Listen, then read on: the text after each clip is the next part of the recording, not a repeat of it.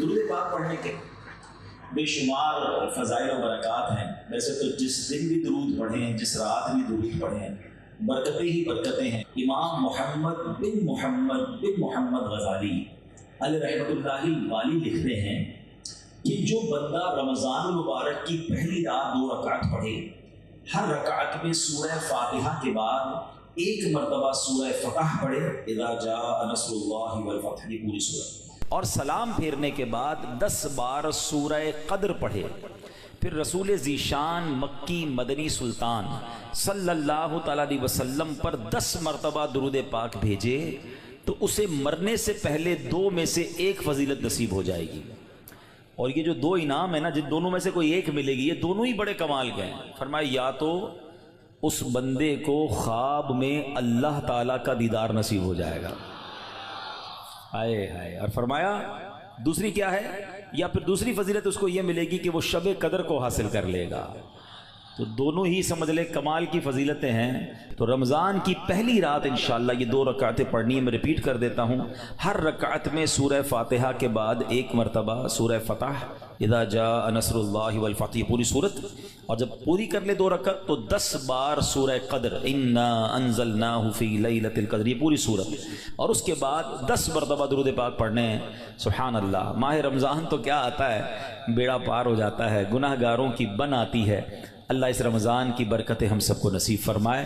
تو درود پاک کی کیا بات ہے، نیت کر لیں انشاءاللہ کثرت کے ساتھ درود پاک پڑھیں گے انشاءاللہ. نام حضرت پہ لاکھ بار درود، بے عدد اور بے شمار درود ہم کو پڑھنا خدا نصیب کرے. دم بدم اور بار بار درود، کون جانے درود کی قیمت، کون جانے درود کی قیمت ہے. عجب در شاہوار درود، جو محب نبی ہے اے کافی، جو محب نبی ہے اے کافی، چاہیے اس کو بار بار درود. صلو علی الحبیب صلی اللہ تعالی علی محمد صلی اللہ علیہ وسلم. سبحان اللہ سبحان اللہ. میرے پیارے اسلامی بھائیوں، ایک مرتبہ پھر ماہ غفران، نزول قرآن، رب کے مہمان ماہ رمضان کی آمد ہے.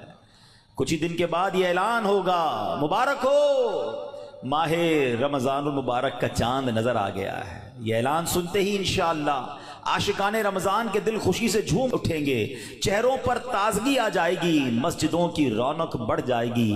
تراویح کا سلسلہ، فرض نمازیں، کوئی نوافل کی کثرت کر رہا ہوگا، کوئی تلاوت قرآن کا فیض اٹھا رہا ہوگا، سحر و افطار کی رونقیں ہوں گی. سبحان اللہ. کیا آپ جانتے ہیں رمضان مبارک کتنا عظیم مہینہ ہے؟ جی ہاں، وہ مہینہ تشریف لا رہا ہے جسے حدیث پاک میں سید الشہور یعنی تمام مہینوں کا سردار کہا گیا. وہ مبارک مہینہ آ رہا ہے کہ اس کی پہلی رات سے آسمانوں کے دروازے کھول دیے جائیں گے، پھر آخری رات تک، لاسٹ نائٹ تک وہ دروازے بند نہیں ہوں گے. جو اس مہینے میں ایک سجدہ کرے اس کے لیے 1500 نیکیاں لکھی جاتی ہیں، اور جنت میں سرخ یاقوت کا گھر بنایا جاتا ہے. اللہ اکبر. سمجھ آ رہی ہے بات؟ ایک سجدے پر 1500 نیکیاں، اور ایک ہی سجدے پر سرخ یاقوت کا جنت میں گھر. اب سوچیں جو نفل پڑھتے ہیں، جو پوری تراویح پڑھتے ہیں، ہر سجدے پر کیا کچھ حاصل کر رہے ہیں. انہیں سوچنا چاہیے جو تراویح میں سستی کر جاتے ہیں، نوافل میں سستی کرتے ہیں. دل پر چوٹ کرنے کے لیے ایک جملہ کہہ دیتا ہوں، باقی پھر آگے چلتے ہیں. کہ اگر یہ کہہ دیا جائے کہ ماہ رمضان میں جو جتنے سجدے کرے گا اسے اتنے 1000 روپے ملیں گے، پھر بتائیں کتنے سجدے کریں گے؟ اچھا جناب، جو ماہ رمضان میں پوری تراویح پڑھے گا اسے جناب کورنگی کی ایک بڑی سوسائٹی میں ایک پلاٹ دیا جائے گا. 20 رکعت پوری پڑھے، بندہ کہ 20 کے بعد کہیں گے کچھ اور بھی پڑھ لیتا ہوں، ایک پورا پلاٹ مل جائے گا. ہر سجدے پر، کراچی میں نہیں، پاکستان کے پوش ایریا میں نہیں، جنت میں سرخ یاقوت کا گھر دیا جا رہا ہے. تو کتنے سجدے کرنے چاہیے رمضان میں؟ وارے نیارے ہو گئے نا، اتنا آسان. سبحان اللہ. اور سنو، وہ مہینہ آ رہا ہے کہ جو ماہ رمضان کا پہلا روزہ رکھتا ہے اس کے پچھلے گناہ معاف کر دیے جاتے ہیں. صبح سے شام تک 70,000 فرشتے اس کے لیے دعائیں مغفرت کرتے ہیں. آج دنیا میں پتہ ہے ہم کسی بڑے بزرگ شخصیت کو ڈھونڈ رہے ہوتے ہیں، کسی عالم دین سے پیار ہوتا ہے، کسی پیر صاحب سے محبت ہوتی ہے، بندہ کہتا ہے جا کے یار ان سے دعا کروا لوں، میرا کام ہو جائے گا. اللہ کے فرشتے، اور وہ بھی کتنے، 70,000 صبح سے شام تک روزہ دار کے لیے دعائیں کر رہے ہیں. سبحان اللہ. جس میں نفل کا ثواب فرض کے برابر، فرض کا ثواب 70 گنا بڑھا دیا جائے گا. رمضان مبارک کی جب پہلی رات آتی ہے، اللہ پاک اس امت کی طرف نظر رحمت فرماتا ہے، اور جس پر اللہ نظر رحمت فرمائے اسے کبھی عذاب نہ دے گا. اس سے کیا پتہ چل رہا ہے؟ 2-3 باتیں آ گئی ہیں کہ پہلی رات بڑی امپورٹنٹ ہے. آخری رات تو ہے ہی امپورٹنٹ، وہ بعد میں بتاؤں گا، مگر چونکہ ابھی پہلی رات آنے والی ہے نا. First night of Ramzan is very important. آپ نے سنا اس رات ہمیں یہ 2 رکعتیں پڑھنی ہیں. پھر فرمایا اس رات اللہ جس پر نظر رحمت فرمائے گا اس پر کبھی عذاب نہیں ہوگا. اور پھر کیا فرمایا کہ پہلی رات آسمانوں کے دروازے کھول دیے جاتے ہیں. سبحان اللہ. تو یہ خاص رات ہے. فرمایا اس مبارک مہینے میں بخشش کے پروانے بانٹے جائیں گے. کون سا وقت بڑا سینسٹیو ہے؟ جو افطار کا وقت ہے نا، یہ بڑا سینسٹیو ہے، بڑا حساس، بڑا خوبصورت وقت ہے. حدیث پاک میں آتا ہے جس کا مضمون ہے ہر روز افطار کے وقت 10 لاکھ گناہگاروں کی بخشش کی جائے گی. اور اس مبارک مہینے میں جتنے جمعے ہوں گے، فرمایا تب تو وارے نیارے ہو جائیں گے.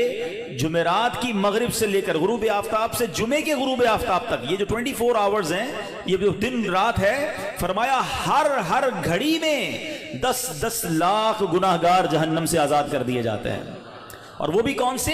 جن پر جہنم واجب ہو چکی تھی، گناہوں کی وجہ سے جن پر جہنم واجب ہو گئی، وہ گناہگار بخشے جائیں گے. اللہ اکبر. اب سوچو یہ رمضان کیسا مہینہ ہے، اس کی کتنی خوشی ہونی چاہیے، کتنی پریپریشن ہونی چاہیے. افطار کا وقت تو اتنا نازک وقت ہے کہ 10 لاکھ بخشے جا رہے ہیں. ہم افطار میں کس کام میں لگے رہتے ہیں بھائی؟ سموسے آگے کے نہیں آئے، پکوڑے آگے کے نہیں آئے، شربت کہاں ہے، دہی بلے کہاں ہیں، فلاں چیز کہاں ہے. گھر میں ایک افراتفری مچی ہوئی ہوتی ہے. Please try to understand. یہ افطار کا وقت مانگنے کا وقت ہے، گر گڑانے کا وقت ہے، آنسو بہانے کا وقت ہے کہ مولا آج 10 لاکھ بخشے جا رہے ہیں.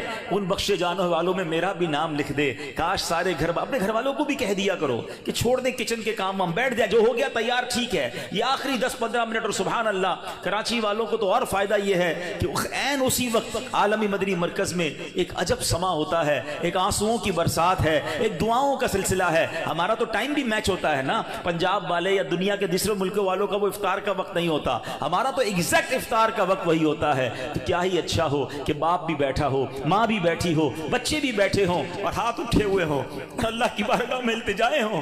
اے اللہ ہمارا گھرانہ تیرے دربار میں حاضر ہے. اے اللہ افطار کا وقت ہے، 10 لاکھ بخشے جائیں گے. اس بخشے جانے والوں میں ہماری فیملی کا، ہمارے گھر بار کا نام لکھ دے. اے میرے اسلامی بھائیوں، کچھ ایسا انتظام گھر میں کریں کہ 10-15-20 منٹ پہلے آپ سارے کاموں سے فارغ ہو جائیں، اب دعاؤں میں گزاریں. افطار سے پہلے بھی دعا کریں، مگر جو خاص مقبولیت کی گھڑیاں ہیں وہ عین افطار کے بعد ہیں. افطار میں لگ جاتے ہیں ہم، کوئی کھجور کھا لی، پانی پی لیا، دوبارہ ہاتھ اٹھائیں، دوبارہ مانگیں. یہ وقت ہے مانگنے کا، یہ قبولیت کی گھڑیاں ہیں. اللہ کرے کہ ہم ان لمحات کو پراپر انداز میں، صحیح انداز میں گزارنے میں کامیاب ہو جائیں. اپنے دل میں خوشی داخل کیجئے، پریپریشن کیجئے، تیاری کیجئے. آپ کے گھر پہ جیسا مہمان آتا ہے آپ ویسی تیاری کرتے ہیں نا. کوئی دور کا مہمان، نارمل مہمان، آپ نارمل سی تیاری کرتے ہیں. اسپیشل مہمان، آپ اسپیشل تیاری کرتے ہیں. کچھ مہمان ایسے ہوتے ہیں جن کے آنے کے لیے انتظار ہوتا ہے، یقین نہیں آتا وہ ہمارے گھر آ رہے ہیں. بندہ گھر بھی سجاتا ہے، صفائی بھی کرتا ہے، خوشبو بھی لگاتا ہے، اچھے اچھے کھانے بناتا ہے. مہمان کی تیاری ہے نا. تو رمضان یہ رب کی طرف سے ہمارے لیے مہمان آ رہا ہے، ہماری بخشش کروانے آ رہا ہے. ہمیں اپنے آپ کو سجانا ہے، اپنے کردار کو سجانا ہے. اپنی صحت کا بھی اس لیے خیال رکھو کہ میں اب ایسے الٹے سیدھے کھانے نہ کھاؤں رمضان سے پہلے. پتہ ہے جس کی شادی ہونے والی ہوتی ہے تو دولہے کو لوگ کہتے ہیں بھائی ذرا خیال رکھنا، شادی والے دن ہی بیمار مت ہو جانا. 1 ہفتہ پہلے سے احتیاط کرواتے ہیں، زیادہ سفر نہیں کرواتے، زیادہ تھکن والا کام نہیں کرواتے. تو کیا ہی اچھا ہو کہ ماہ رمضان سے پہلے ہم اپنی صحت کا خیال رکھیں، تھوڑا سا ریسٹ کریں. مجھے روزے رکھنے ہیں، مجھے انشاءاللہ تراویاں پڑھنی ہیں. اپنے کام کاج کو موڈیفائی کریں. آپ بہت بیزی رہتے ہیں کاروبار میں، نوکری میں، تو کوشش کریں کہ کوئی ایسی ترتیب بنائے کہ میرا کچھ کام کم ہو جائے تاکہ میں روزے رکھ سکوں، میں عبادت کر سکوں. ساری زندگی پڑی ہے کام کرنے کے لیے. لیکن عجیب بات پتہ ہے کیا ہے؟ اس وقت 2 قسم کی تیاریاں ہو رہی ہیں. ہوں گے کچھ نیک لوگ جو انشاءاللہ عبادت کی تیاریاں، تلاوت کی تیاریاں، خوب روزے، تراویح اور اس کے بارے میں سوچ رہے ہوں گے. مگر کچھ لوگ وہ ہیں جو اس وقت اسٹاک جمع کر رہے ہوں گے کاروبار کیسے چمکانا ہے، کون سی آئٹم کا ریٹ بڑھ جائے گا، وہ کاروباری لوگ پیسے کمانے کی تیاری کر رہے ہوں گے، کچھ گھر والے وہ ہوں گے جو یہ سوچ رہے ہوں گے بھئی رمضان میں پکانا کیا ہے، کھانا کیا ہے، کون سی آئٹم لینی ہے۔ رمضان کھانے پینے کے لیے نہیں آتا۔ اچھا ویسے بڑی عجیب بات ہے، ذرا سوچیں آپ کہ ماہ رمضان میں ہم روزے رکھتے ہیں، لاجیکلی تو سمجھ یہ آتا ہے کہ ہمارا وزن تھوڑا کم ہو جانا چاہیے، ہم تھوڑے سمارٹ ہو جائیں، مگر کئی لوگ وہ ہیں جن کا رمضان میں وزن بڑھ جاتا ہے۔ کیوں بھائی؟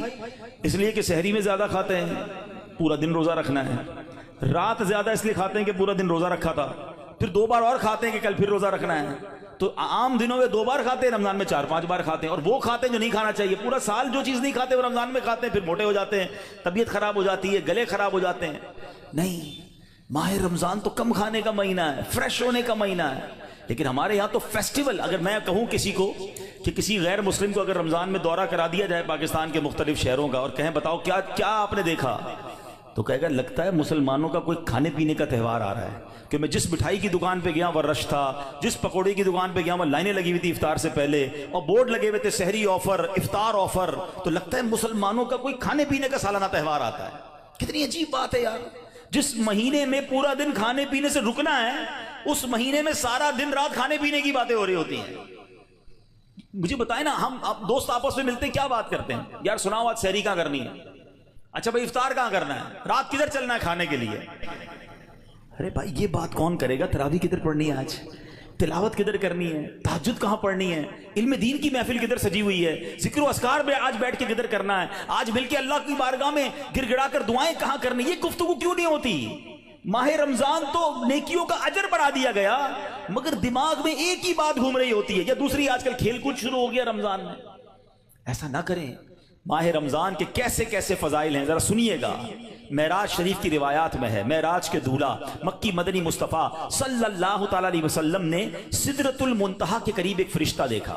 آپ فرماتے لم ارا مثلہ، یعنی ایسا نرالا فرشتہ میں نے کبھی نہیں دیکھا۔ نبی پاک فرما رہے ہیں، تو آپ فرماتے ہیں کہ میں نے ایسا نرالا فرشتہ تو کبھی نہیں دیکھا تھا۔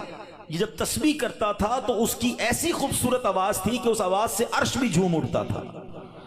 میں نے جبرائیل سے پوچھا ایو خلقی ھذا، اے جبرائیل یہ کون سی مخلوق ہے؟ عرض کی حضور یہ ایک فرشتہ ہے جو حضرت آدم علیہ السلام سے 2000 سال پہلے پیدا کیا گیا تھا۔ میں نے پوچھا اس سے پہلے یہ کہاں تھا؟ عرض کیا اللہ پاک نے عرش کے نیچے جنت میں ایک جگہ بنائی ہے، یہ وہیں ہوتا ہے۔ حضور آج آپ کے دیدار کے لیے حاضر ہوا ہے۔ کیا شان ہے میرے آقا کی، ہر کوئی فدا ہے بن دیکھے، دیدار کا عالم کیا ہوگا۔ ارے فرشتہ بھی میرے آقا کے دیدار کا تمنائی ہے۔ جبریل امین کہتے حضور آج آپ کے دیدار کے لیے حاضر ہوا ہے۔ مکی مدنی سلطان صلی اللہ تعالی علیہ وسلم فرماتے ہیں اب نبی پاک علیہ الصلوۃ والسلام نے اس فرشتے سے ایک بڑا کمال کا سوال کیا، ذرا سنیے گا آپ کا ایمان تازہ ہو جائے گا۔ پیارے آقا علیہ الصلوۃ والسلام نے اس فرشتے کو سلام کیا تو وہ اللہ پاک کی تسبیح میں مصروف تھا، اسے سلام سنائی نہ دیا۔ اب جبریل امین نے اسے کہا ہذا محمد صلی اللہ علیہ وسلم، یہ محبوب خدا جناب رسول اللہ صلی اللہ علیہ وسلم ہے۔ جب اس نے سنا تو خوشی سے اپنے 2 سبز پر پھیلائے، یہ اتنے بڑے پر تھے جنہوں نے آسمانوں اور زمین کو گھیر لیا۔ اب اس نے مجھے نبی پاک فرماتے ہیں مجھ سے گلے ملنے کی سعادت حاصل کی، ادب سے بوسہ بھی دیا، پھر عرض کی یا رسول اللہ صلی اللہ تعالی علیہ وسلم آپ کے لیے گڈ نیوز ہے، آپ کے لیے خوشخبری ہے کہ اللہ پاک نے ماہ رمضان کے صدقے آپ کی امت کی بخشش فرما دی ہے۔ اس فرشتے نے نبی پاک کو عرض کی کہ حضور آپ کی امت کو اللہ نے ماہ رمضان کے صدقے بخش دیا ہے۔ سبحان اللہ۔ نبی ہاشمی صلی اللہ علیہ وسلم مزید فرماتے ہیں اس فرشتے کے سامنے 2 صندوق رکھے ہوئے تھے جن پر ہزاروں تالے لگائے ہوئے تھے۔ میں نے پوچھا ان صندوقوں میں کیا ہے؟ اس فرشتے نے عرض کی ان صندوقوں میں آپ کی امت کے روزہ داروں کے لیے جہنم سے آزادی کے پروانے ہیں۔ آئے ہائے، ہماری مغفرت کا انتظام پہلے ہی رب نے فرما دیا ہے۔ کاش ہم ماہ رمضان کے قدردار بن جائیں۔ اے گناہ گاروں تمہاری سمجھ لو بات بن آئی ہے، عاصیوں کی مغفرت کا لے کر آیا ہے پیام۔ جھوم جاؤ مجرموں رمضان ماہ غفران ہے، بھائیوں بہنوں کرو سب نیکیوں پر نیکیاں، پڑ گئے دوزخ پہ تالے، قید میں شیطان ہے۔ اللہ اکبر۔ تو اے میرے پیارے اسلامی بھائیوں، یہ اس قدر مبارک مہینہ ہے کہ اللہ کریم اس مہینے میں رحمتوں اور برکتوں کے دروازے کھول دیتا ہے، اس مہینے میں مغفرتوں کے انتظام ہو گئے ہیں۔ اللہ کرے کہ ہم ماہ رمضان کی قدر کرنے والے بن جائیں۔ رب عز و جل قرآن مجید میں اس ماہ مبارک کے بارے میں فرماتا ہے۔ ماہ رمضان کی آپ اہمیت کا اندازہ اس بات سے بھی لگائیں کہ پورے قرآن میں صرف ایک ہی مہینے کا ذکر ہے، اور وہ مہینہ کون سا ہے؟ وہ مہینہ ماہ رمضان ہے۔ اللہ قرآن میں فرماتا ہے بسم اللہ الرحمن الرحیم شہر رمضان الذی انزل فیہ القرآن ھدی للناس وبینات من الھدی والفرقان فمن شہد منکم الشہر فلیصم۔ ترجمہ کنز العرفان۔ رمضان کا مہینہ ہے جس میں قرآن نازل کیا گیا، جو لوگوں کے لیے ہدایت اور رہنمائی ہے اور فیصلے کی روشن باتوں پر مشتمل ہے۔ تو تم میں جو کوئی یہ مہینہ پائے تو ضرور اس کے روزے رکھے۔ سبحان اللہ۔ اے میرے پیارے اسلامی بھائیوں، رمضان کا مہینہ کیا خوبصورت فرمایا کہ جو اس مہینے کو پائے وہ روزے رکھے۔ پیارے اسلامی بھائیوں، رمضان المبارک کی شان کیسی ہے؟ جس کو بھی رمضان ملتا ہے نا، اس کو گویا لاٹری لگتی ہے۔ میں آپ کو واقعہ سناتا ہوں، بہت امیزنگ واقعہ ہے۔ پیارے آقا علیہ السلام کی بارگاہ میں بڑے صحابی ہیں، بلند مرتبہ صحابی ہیں، حضرت طلحہ بن عبید اللہ رضی اللہ تعالیٰ عنہ فرماتے ہیں کہ ایک مرتبہ دو شخص نبی پاک کی بارگاہ میں ایک ساتھ آئے، دونوں نے کلمہ پڑھا، صحابی ہونے کا درجہ حاصل کر لیا، بڑے نیک اور پرہیزگار تھے، اور ان میں سے ایک عبادت اور ریاضت میں بہت زیادہ محنت کرتے تھے۔ جو زیادہ عبادت گزار تھے یہ ایک مرتبہ ایک غزوے میں شریک ہوئے اور شہید ہو گئے، جہاد میں گئے اور شہید ہو گئے، اور ایک سال بعد دوسرے جو صحابی تھے ان کا بھی انتقال ہو گیا۔ ٹھیک ہے، حضرت طلحہ فرماتے ہیں ان دونوں کے دنیا سے جانے کے بعد ایک رات میں نے خواب میں دیکھتا ہوں کہ میں جنت کے دروازے پر کھڑا ہوں، یہ دونوں صحابی رسول وہاں موجود ہیں۔ اتنے میں جنت کے اندر سے کوئی باہر آیا، وہ صحابی جن کا انتقال ایک سال بعد ہوا تھا انہیں لے کر جنت میں چلا گیا۔ تھوڑی دیر کے بعد دوبارہ وہ فرشتہ آیا اور جو صحابی ایک سال پہلے شہید ہوئے تھے ان کو بعد میں جنت میں لے کر گیا۔ اب بات سمجھ آ رہی ہے؟ جو شہید ہوئے، زیادہ عبادت کرتے تھے، وہ بعد میں جنت میں گئے، اور جو ایک سال بعد جن کا انتقال ہوا، جو اتنی عبادت نہیں کرتے تھے مگر وہ جنت میں پہلے چلے گئے۔ اچھا کمال دیکھو صحابہ کرام علیہ رضوان کا، کہ جو بھی خواب دیکھتے تھے، جو بھی ذہنوں میں سوال ہوتا تھا، ڈائریکٹلی نبی پاک علیہ السلام کی بارگاہ میں آ جاتے۔ ان کے پاس کیسی نعمت موجود تھی کہ اس کا مسئلے کا حل تو نبی پاک نے کرنا ہے۔ کہا حضور یہ کیا ماجرا ہے؟ شہید وہ ہوئے، عبادت بھی زیادہ کرتے تھے، جنت میں وہ بعد میں جا رہے ہیں، جن کا انتقال بعد میں ہوا حضور وہ پہلے جا رہے ہیں جنت میں۔ اللہ اکبر۔ تو نبی پاک علیہ السلام نے کیا خوبصورت جواب دیا، فرمایا یہ دوسرے صحابی ایک سال زیادہ زندہ نہیں رہے؟ کہا جی حضور یہ تو ایک سال زیادہ زندہ رہے۔ تو فرمایا کیا ایک سال زیادہ زندہ رہنے والے نے ایک سال پہلے شہید ہونے والے سے زیادہ روزے نہیں رکھے ایک سال؟ فرمایا ہاں روزے تو رکھے۔ تو نبی پاک نے پوچھا کیا اس ایک سال بعد والے نے سجدے زیادہ نہیں کیے؟ عرض کیا جی حضور سجدے بھی زیادہ کیے۔ تو نبی پاک نے فرمایا بس اسی وجہ سے ان دونوں کے درمیان زمین و آسمان کا فرق ہے۔